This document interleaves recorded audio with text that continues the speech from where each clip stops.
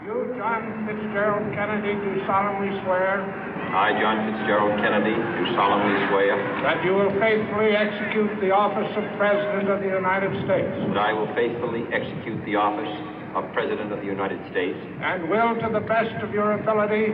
And will, to the best of my ability. Preserve, protect, and defend the Constitution of the United States. Preserve, protect, and defend the Constitution of the United States. So help you God. So help me God.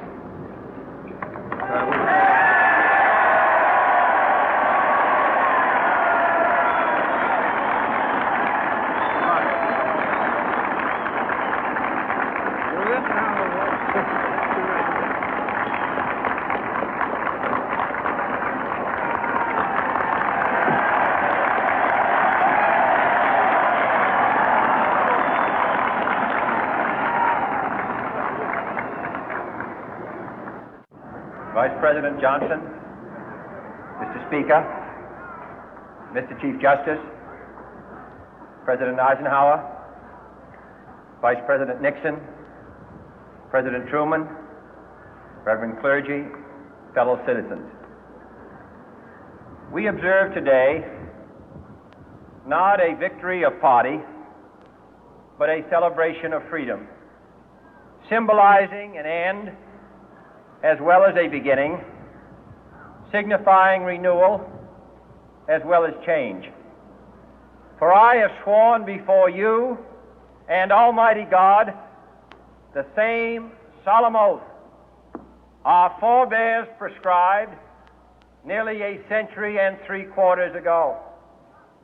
The world is very different now, for man holds in his mortal hands the power to abolish all forms of human poverty and all forms of human life.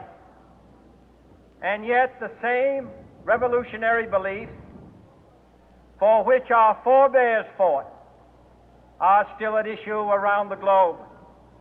The belief that the rights of man come not from the generosity of the state, but from the hand of God.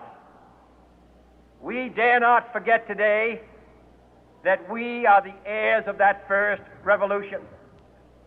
Let the word go forth from this time and place to friend and foe alike that the torch has been passed to a new generation of Americans born in this century, tempered by war, disciplined by a hard and bitter peace, proud of our ancient heritage, and unwilling to witness or permit the slow undoing of those human rights to which this nation has always been committed and to which we are committed today at home and around the world.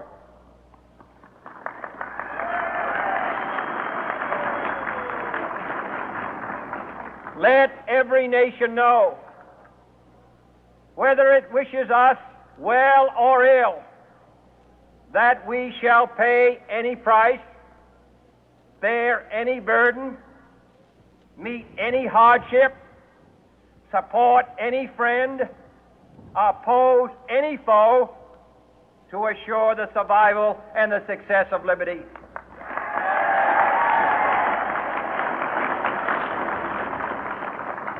This much we pledge and more.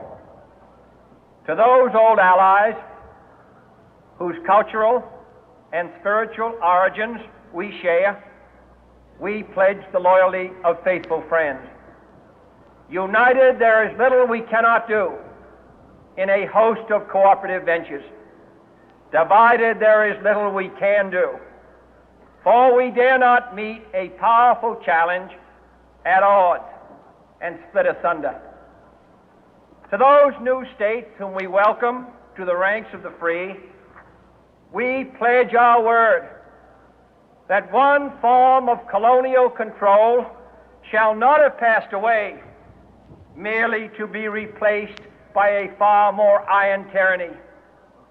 We shall not always expect to find them supporting our view, but we shall always hope to find them strongly supporting their own freedom, and to remember that in the past, those who foolishly sought power by riding the back of the tiger ended up inside.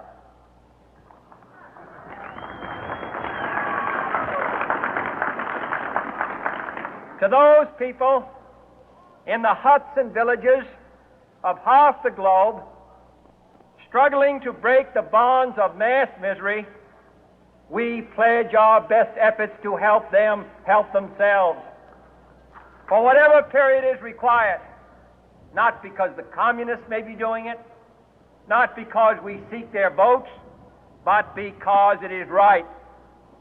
If a free society cannot help the many who are poor, it cannot save the few who are rich.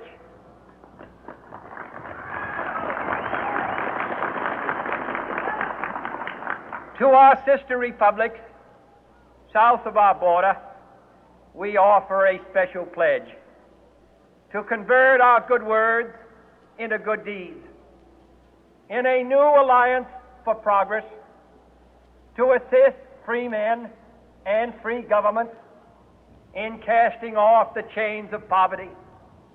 But this peaceful revolution of hope cannot become the prey of hostile powers.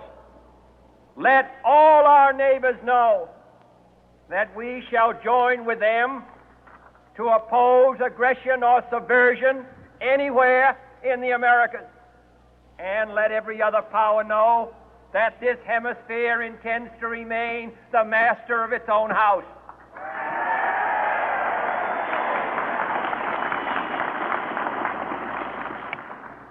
To that World Assembly of Sovereign States, the United Nations, our last best hope, in an age where the instruments of war have far outpaced the instruments of peace, we renew our pledge of support to prevent it from becoming merely a forum for invective, to strengthen its shield of the new and the weak, and to enlarge the area in which its writ may run.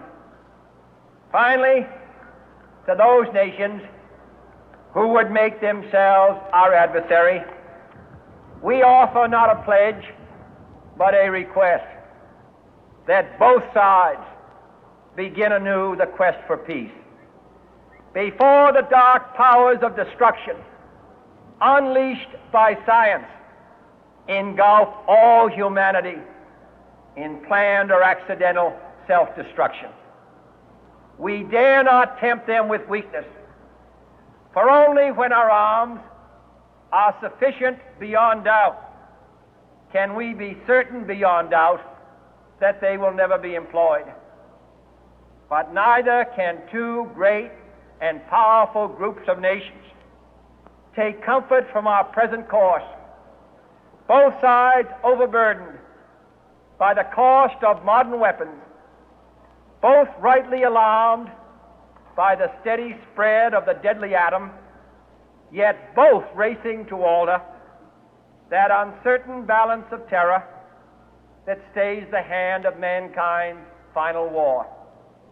So let us begin anew, remembering on both sides that civility is not a sign of weakness, and sincerity is always subject to proof. Let us never negotiate out of fear, but let us never fear to negotiate.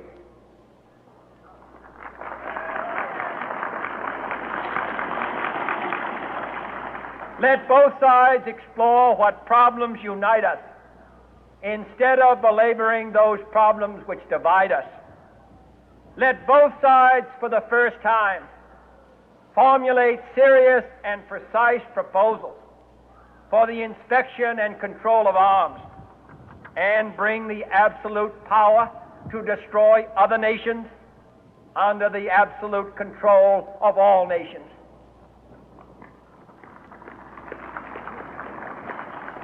Let both sides seek to invoke the wonders of science instead of its terrors.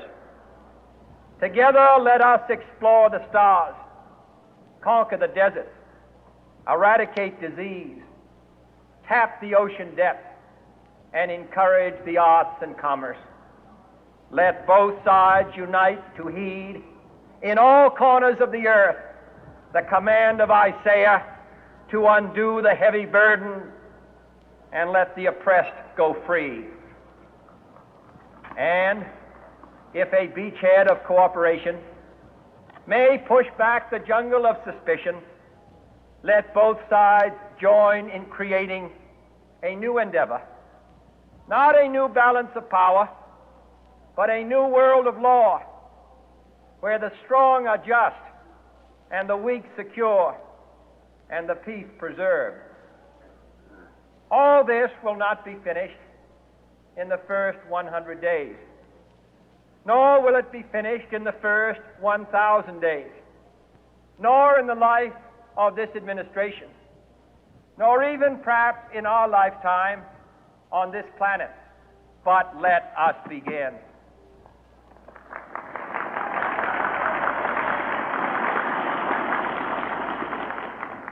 In your hands, my fellow citizens, more than mine, will rest the final success or failure of our course. Since this country was founded, each generation of Americans has been summoned to give testimony to its national loyalty. The graves of young Americans who answered the call to service surround the globe. Now the trumpet summons us again, not as a call to bear arms, though arms we need, not as a call to battle, though in battle we are, but a call to bear the burden of a long twilight struggle, year in and year out, rejoicing in hope, patient in tribulation, a struggle against the common enemies of man, tyranny, poverty, disease, and war itself. Can we forge against these enemies a grand and global alliance, north and south, east and west, that can assure a more fruitful life for all mankind? Will you join in that historic effort?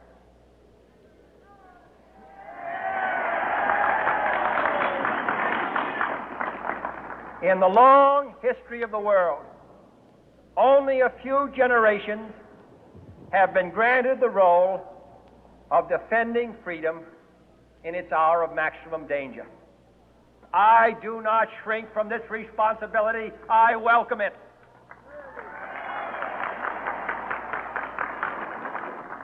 I do not believe that any of us would exchange places with any other people or any other generation. The energy, the faith, the devotion which we bring to this endeavor will light our country and all who serve it. And the glow from that fire can truly light the world. And so, my fellow Americans, ask not what your country can do for you, ask what you can do for your country.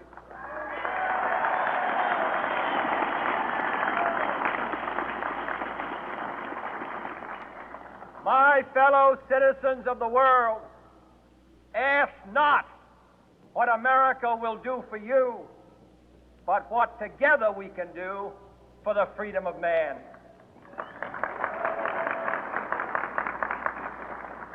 Finally, whether you are citizens of America or citizens of the world, ask of us here the same high standards of strength and sacrifice which we ask of you. With a good conscience, our only sure reward, with history the final judge of our deeds, let us go forth to lead the land we love, asking His blessing and His help